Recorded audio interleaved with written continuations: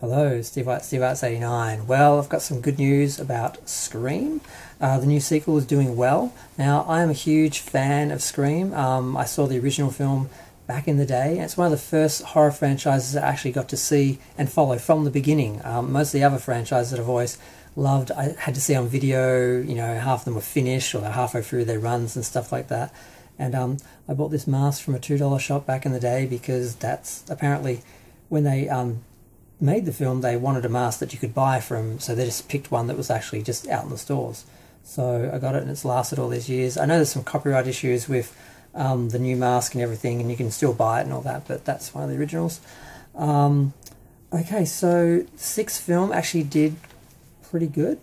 I was a little bit worried, but it did 44.4 million domestic, 22.6 million international, which is 67 million basically for worldwide. So that's pretty good. The last film, Scream 5, it had only a $30 million domestic opening, but it did 137 million worldwide altogether, which of course was $81 domestic and I think $58 million or 56 million. I can't read my own writing.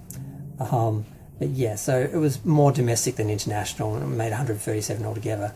Now, Scream 4, it had an $18 million domestic opening, so the openings have increased from 18 to 30 to now 44. It got 38 million domestic, which is quite a... So Scream 5 did quite a bit better domestically, actually. And international was around 59 million, so international was similar, but domestic really picked up. But only made $97 million worldwide altogether. So 5 actually made more, and it looks like 6 is going to make more because the domestic, box office is 15 million for the opening more. And I'm guessing the international is similar, but I don't have a comparison because Box Office Mojo doesn't have that close of a breakdown, and it does seem to be doing well. Because now I was worried about this film when I heard about it. Because I saw the first film, everyone got really excited about the second film. We all rushed to the cinema, and the film actually shows people in the cinema watching the sequel, and it was all very meta, and we all got into it. The third film was part of a trilogy. It felt like something respectable, like it's not actually just another sequel. They're just going to keep going. But then along came part 4, and I think people sort of felt like, why are we having a 4? We did the trilogy. We did, they ended it. And 4 did well. I liked it. And then nothing happened for a long time. Then 5 was announced, but they just called it Scream, and I'm like, oh, they're trying to hide it's a 5th sequel. It just seemed like, just cash grab. And because it was during the you-know-what, and I wasn't going to the cinema, I haven't seen it. I bought it on DVD, been planning to do like a Scream marathon, and I was going to watch all 5. Haven't gotten around to it. But then I heard for the 6th film they weren't going to have Neve Campbell in it. There was going to be no Sidney Prescott in Scream 6. I'm like, what?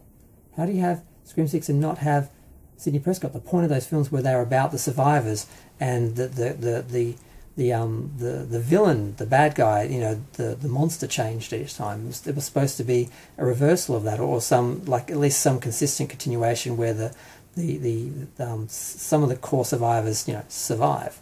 So there's that.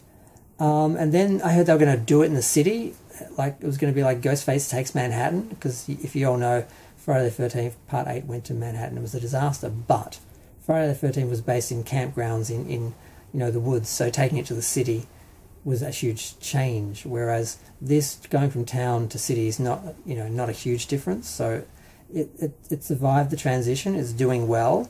It's got a really good score. I think this is... I don't know if this is Rotten Tomatoes or box score or something, but I'll have to put it in the thumbnail. Sorry, I forgot to write down.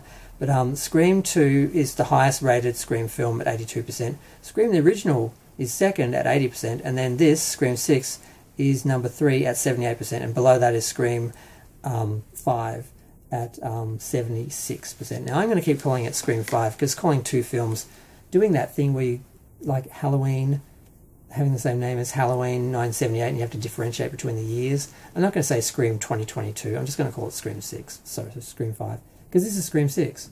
So it is bizarre that they did that. But aside from that little bit of weirdness, they should just rename it Scream 5, and since they're doing Scream 6 as Scream 6, they should just rename it Scream 5. But yeah, I'm just happy to report it's doing well. They seem to have I don't know how they managed without Sydney. I guess they built up enough other characters. Gail's in it, I think. God, what was the other guy's name that David Arquette plays? I think I've got the wrong name in my head. I don't want to say it because I'm going to sound stupid. But some of the actors have returned, and some of the newer actors they established in 4 and 5 have come back in 6. So they are sort of continuing the ongoing survivors. But yeah, apparently they weren't willing to pay is it Neve or Nave? Neve Campbell enough money. So she walked. She's like, you're not going to pay me enough. I'm not going to do it for charity. So I hope she comes back for another film. I hope they manage to sort it out.